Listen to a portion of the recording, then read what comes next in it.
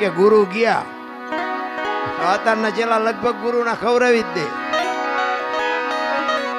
એ ઉપર બેઠો બેઠો જોવે છે અને સિંહ આવ્યો. સદગુરુ મહારાજ જ્યાં બેઠા છે ભજનનો તાર લાગી ગયો છે અને ત્યાં સિંહ આવી અને ગુરુ મહારાજ ને પરિક્રમા કરી સામે બે પગ લાંબા કરી પગે લાગીને સિંહ વિયો ગયો.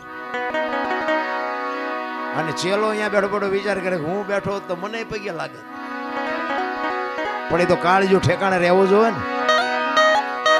પછી એઠો ઉતરીને પાછો બેહી ગયો ને ઘડીક થયો ને બાપુ જાય ગયા ને પછી બધું ભેગું કરીને ગુરુ કેલા આ કમડળ ને ચીપીઓ ના જોડે ને બધું મારે લેવાનું, તું કઈક તો ઉપાડી ગયા એમાંથી.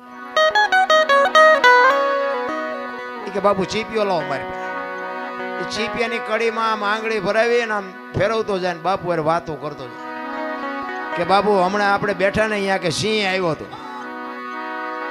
બાપુ કે આવ્યો હોય છે.